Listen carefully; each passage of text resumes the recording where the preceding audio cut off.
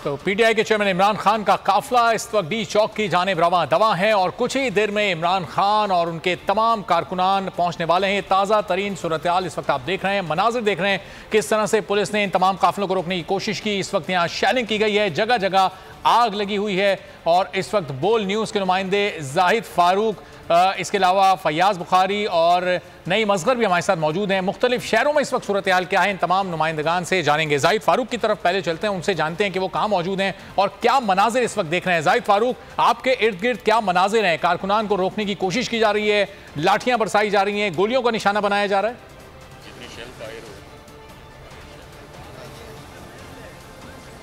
जी बिल्कुल, मैं इस वक्त डी चौक में मौजूद हूँ और यहाँ पर जो कारकुनान हैं उनके जज्बे को देख के, उनकी जिस तरह वो इधर पहुँचे हैं, पुलिस यहाँ से अपनी जगह छोड़ के भाग गई है और वो कंटेनर के दूसरी तरफ से वक्फे से शेलिंग कर रहे हैं। शेलिंग बहुत ज़्यादा शिद्दत से उन्होंने आज की है और कोई शख्स ऐसा नहीं है यहाँ पर जो शेलिंग से मुतासर ना हुआ हो। आप कह सकते हैं कि जब तक इमरान खान डी चौक पहुँचेंगे, डी चौक के ऊपर इस वक्त बड़ी तादाद में कारकुनान की जो है वो मौजूद है। अब उनका इस्तकबाल करने के लिए बेचैन है। मैं भी इधर डी चौक में मौजूद हूँ, मेरे साथ कारकुनान भी हैं। आप भी आंसू गैस के इस शेल से जिस तरह मैं मुतासर हुआ है? जी सर, बहुत जो है ना ज़्यादा तकलीफ़ें पहुँची, आँखें को बहुत ज़्यादा जो है ना इधर शेलिंग की, जिसकी वजह से हम बहुत ज़्यादा मुतासर हुए हैं। लिहाजा जो है ना, देखें मेरा नाम तारिक है और मैं जतोई तारिक गजलानी मेरा नाम है। मैं जतोई डिस्ट्रिक्ट मुजफ्फरगढ़ जतोई तहसील से आया हुआ हूँ। मेरी सिर्फ़ और सिर्फ एक रिक्वेस्ट है, आप ये देखें कि जिस तरह से ये शेल्स फायर किए जा रहे हैं, ये वो शेल्स हैं जो कि एक्सपायर्ड शेल्स हैं। ये ह्यूमन राइट्स के भी वायलेशन है। ऐसे शेल्स कभी आप किसी अपनी क्या कहते हैं आप? गिलगित से आया हूँ। गिलगित से आए हैं आप? क्या कहेंगे आप? हम इमरान खान को सपोर्ट करने आए हैं, निकले हैं जो घरों में बैठे। मैं बेसिकली बराचनार से हूँ, मैं बराचनार से आया हूँ कल। तो हम आए हैं हकीकी आज़ादी मांगने के लिए।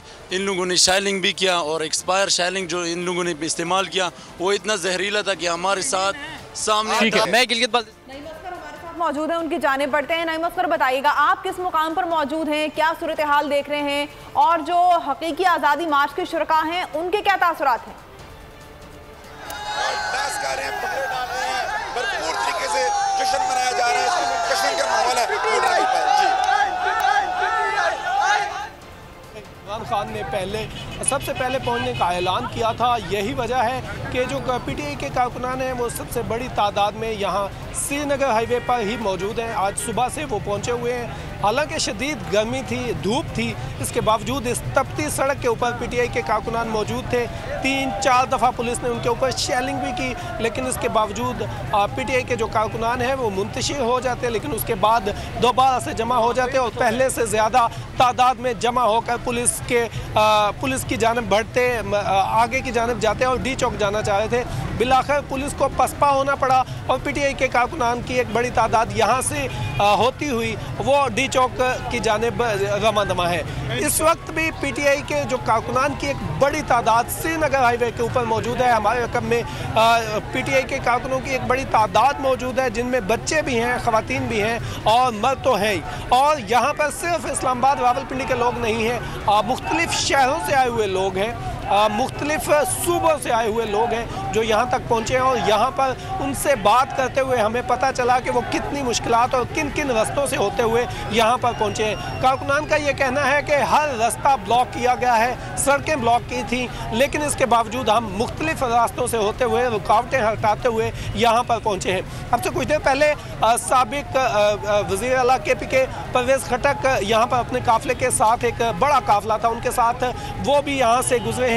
यहाँ पर जब वो पहुंचे तो कारकुनों ने उनको देखकर नारेबाजी की, जोश जज्बे का इजहार किया और परवेज़ खटक ने भी गाड़ी से बाहर निकलकर कारकुनों के नारों का जवाब दिया। इसके बाद अब से चंद लम्हात पहले मानसहरा से एक बड़ा काफिला यहाँ पर पहुंचा है। इसके अलावा जो गुजरांवाला से काफिले आ रहे हैं वो भी पहुँचने वाले हैं। गुजरांवाला के कुछ लोग हमें बता रहे हैं कि अभी पंजाब से कुछ काफले हैं वो भी श्रीनगर हाईवे का रुख कर रहे हैं। कराची की सूरत हाल हम जानते हैं। फयाज बुखारी अब किस मकाम पर है कराची की, और यहाँ पर क्या सूरत हाल है? ये मुजाहिरीन जिन्होंने धरना देना था उनकी क्या हालत है इस वक्त?